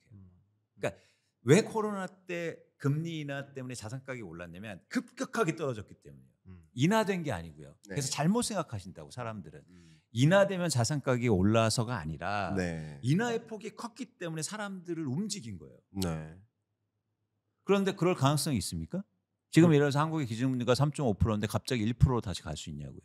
가능성은 희박합니다. 그렇죠. 그런 네. 차원에서 투자자들을 강력하게 움직일 수 있는 동의는 부족하다. 네. 거시경제 차원에서. 좋습니다. 전 그렇게 보는 거예요. 그게 그래서 저는 반대 의견인데 뭐냐면 미국의 기준금리를 낮춰도 미국 기업들은 투자 안 할 거예요. 왜? 불확실성이 크기 때문에. 네. 내가 금리 낮아서 조달금리는 낮아지지만 돈 벌지 못할 것 같은데 어떻게 투자를 합니까? 수도 있죠. 그래서 오히려 미국의 투자는 줄어들 수도 있다. 그래서 이런 과정이 반복되면 오히려 과거에 아주 공교로운 지점이 있는데 금리가 크게 올랐다가 꼭 그 말씀 피봇이라고 하죠. 네. 피봇하는 시점에 경제 위기가 나타나는 경우가 많았어요. 네. 그렇죠. 흥미롭게도 네. 그건 뭐냐면 사람들의 그런 심리가 응축돼서 자산 시장에 포함되기 때문에 공교롭게도 이상하게 금리는 내려가는데 경제 위기가 와버려. 네. 그 부분은 좀 다른 생각이고요. 예, 그래서, 저는. 그래서 어쨌든 저는 중요한 건 음. 금리의 방향성이 아니고 폭이다. 좋습니다. 근데 폭을 그렇게 낮출 수가 없다. 좋습니다. 예, 그렇게 보고 있는 겁니다. 이광수 대표님께서 말씀 주셨던 그 피벗이라는 것, 그러니까 금리 인하 시점과 그때마다 이제 경제 위기가 같이 찾아오는 일들이 많았다라고 이렇게 얘기하신 그 부분은 제가 할 얘기가 굉장히 많고요. 그 부분에 대해서 좀 오해를 많이 풀어드리고 싶은 마음인데 시간 관계상 그 얘기를 하면 1시간 정도 가야 되니까 예. 네, 여기서는 그건 일단 다음에 하시고. 그건 다음에 네. 뭐 하도록 하고 말씀 주셨던 그 금리 인하 폭과 관련된 말씀 저는 오히려 폭보다 방향이 중요하다고 생각합니다. 예. 그리고 경제는 방향이라고 생각합니다. 부동산 시장도 방향이라고 생각합니다. 그런 면에서 제가 뭐 그러니까 학창 시절에는 이 행동경제학 공부를 안 했었는데 지금 뭐 24년 들어서 행동경제학 공부에 좀 빠졌습니다. 그래서 이 부분은 좀 행동경제학 쪽으로 좀 설명을 드려야 될 것 같아요. 네, 네. 이게 어떤 뜻이냐? 24년 지금 금리가 높다라고 인식을 하세요. 네. 물론 아니신 분도 계세요. 네. 역시 이해관계에 따라 다를 겁니다. 근데 통상 이런 높은 금리를 제약적 금리라고 하니까 우리 한국 경제가 부담하기 좀 어려운 높은 금리다라고 생각을 하세요. 그럼 높은 금리라고 받아들이는 이유는 네. 금리가 절대적으로 높아서가 아니라 네. 근래 경험했던 금리가 낮았기 때문이다. 그렇죠. 20년, 21년의 금리가 낮았기 때문에 그때랑 비교해서 비교적 높은 것처럼 인식하는 거예요. 네. 네. 그래서 이광수 대표님이 평상시에 뭐 오늘 낮까지 여러 사람들을 만날 때는 뭐 그냥 사람들이 이렇게 생겼겠지 생각하지만 네. 지금 저를 보고 나서는 눈높이가 좀 높아질 거. 방금 저를 보셨겠다. 이 정도는 생겨야 미남이지. 죄송합니다. 독자분. 농담 삼아 말씀드렸습니다. 제가 무슨 말씀을 드리려는 거냐면 금리의 방향성이 그만큼 중요한 것이다. 근데 24년 지금의 매수세가 일어나는 이유는 내 집 마련을 시도하는 사람들의 이유도 혹은 투자자들도 마찬가지 그렇게 내 집 마련으로 혹은 투자자로 거래하는 이유는 이제 금리의 방향성이 더 이상 추가 인상이 없고 인하할 결정을 할 것이다 라는 판단이라고 생각하고요. 네. 3.5%의 금리에서 3.25%, 3% 금리로 이렇게 내려오는 구간에는 그 기준이 3.5%가 된다는 거죠.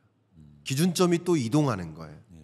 그 3.5%의 기준금리를 지금 13연속 동결했거든요. 그러면 1년 7개월인가 동결인 겁니다. 근 2년 동안 동결을 하다가 10월, 11월에 금리를 인하한다고 하더라도 약 2년 동안 금리를 동결한 3.5%에 익숙해져 있다가 거기서부터 3.25, 3%로 내려오는 국면에는 이제 금리 그렇게 높지 않다라고 새롭게 받아들일 가능성이 있겠다. 그래서 이게 행동경제학적으로 봤을 때 근래 경험했던 금리가 기준이 되는 것이고 과거 뭐 30년 전 금리 뭐 10% 이랬었잖아요. 그러니까 그때랑 역사적으로 우리 금리를 놓고 보면 지금 금리도 그렇게 높은 게 아닌데 높다고 인식한다면 근래 20년, 21년이 기준이 됐었기 때문이고 또 24년, 25년에는 기준선이 또 옮겨지면서 그래서 뭐 내 집 마련 수요뿐만 아니라 투자 수요도 만날 가능성이 있지 않을까. 그래서 저는 가격이 굉장히 강하게 뒷받침될 만한 시장은 아니라고 생각해요. 이 경제가 25년까지도 강한 상승 흐름으로 보지는 않습니다. 제가 누차 대표님하고 대화를 나눴었지만 이제 강보합장이라고 생각을 해요. 근데 강보합장의 모습이 좀 지속되지 않겠는가 하고 보는 그 근거가 결국 이 소비자, 투자자들의 혹은 내 집 마련 의사결정자들의 마음이 그렇게 움직여서다라고 저는 생각을 하고 있는 겁니다. 저도 이제 행동경제학에서 관심이 되게 많고, 전 오랫동안 공부를 또 해왔고 마찬가지로. 근데 아주 그 흥미로운 지점이 있어요. 금리를 대하는 사람들의 자세. 네. 금리가 저금리였을 때 변동 금리 대출이 증가합니다. 네, 네, 맞아요. 충격적이죠. 예, 왜냐하면 예. 사람들은 적응적 기대를 하기 때문이에요. 그러니까 금리가 그동안 떨어졌으면 네. 앞으로도 계속 떨어지겠지. 네. 그게 심지어 0%대 기준금리인데도 그러면서 어떤 책이 잘 팔리냐면 마이너스 금리 책이 잘 팔리기 시작해요. 네. 사람들은 자신은 뭐냐면 그동안 경험했던 거를 기대하기 시작하거든요. 네. 그러니까 왜 이게 해석의 여지가 있는 거냐면 네. 교수님 말씀하신 게 맞아요. 예. 자, 금리가 인하된다고 하면 변화가 일어났겠죠. 예. 그런데요. 금리가 인하되면 어떤 생각이 드는지 아세요? 앞으로 더 떨어지겠네. 예. 기대하게 돼요. 예. 그렇게 되면 내 행동을 미루게 되는 겁니다. 그래서 폭이 크지 않으면 이 기대는요 적응하면서 변하기 때문에 오히려 금리가 인하되기 시작하면 이 행동을 미루게 돼요. 네. 예. 이게 현실적으로 나타나요. 예. 그래서 마치 금리 인하되기 그 직전 실제로 실행되기 직전에 자산시장이 먼저 움직이고 네. 막상 그게 현실화됐을 때는 오히려 시장이 안 좋은 이유예요. 네. 그래서 우리가 계속 흔히들 선반영 됐느니 그 이유가 바로 행동에 있다고요. 기대가 어떻게 행동으로 연결되니. 그래서 공교롭게도 이럴 수도 있다. 금리가 이래야 되는데 막상 수요를 이연시켜요. 그럴 가능성을 좀 굉장히 크게 보는 거예요. 그렇게 되면 수요가 더 줄게 될 거예요. 네. 지금 행동을 안 하는 거죠. 기대하게 되니까. 네네. 예. 좋습니다. 이것도 이렇게 되면 예. 저희가 한 시간을 더 또, 얘기해야 또 돼. 토론을 해야 됩니다. 그러니까 근데 이 관점에서는 좋습니다. 예. 그러니까 피벗에서 엄청난 할 말기가 많고 자산시장 어. 할 얘기가 많으니까 이건 다시 하시고 그러시죠. 이 편에서 예. 왜냐하면 우리가 지금 예. 또 일정이 있기 때문에 맞습니다. 그래서 이제 교수님 이 정도로 좋습니다. 마무리하는 게 좋을 것 같습니다. 여지를 또 남기는 to be 예. continue. 다음에 또 너무 재미있는 토론이었고 유익한 토론이었고요. 네. 다만 이제 어쨌든 제가 이 토론자 겸 진행자니까 네, 네. 결론을 한번 내드리면 어쨌든 두 가지 시나리오인 거예요. 그 두 가지 시나리오밖에 없는 거고요. 세상에는 그 두 가지 시나리오가 그렇게 전개될 수도 있고 이렇게 전개될 수도 있다고 한다면 그렇죠. 그 각각의 시나리오가 전개되는 근거들을 지금 짚었잖아요. 맞습니다. 그런 근거들이 그런 식으로 움직이는지를 보셨으면 좋겠다. 맞습니다. 라는 말씀 그렇게 드리면서 오늘 토론의 의미를 다시 한번 좀 생각해 주시면 좋겠습니다. 이번에 또 책 내셨잖아요. 소개하지 말라고 자꾸 하시지만 저는 해드려야 될 것 같아서 대한경제 부흥회. 예.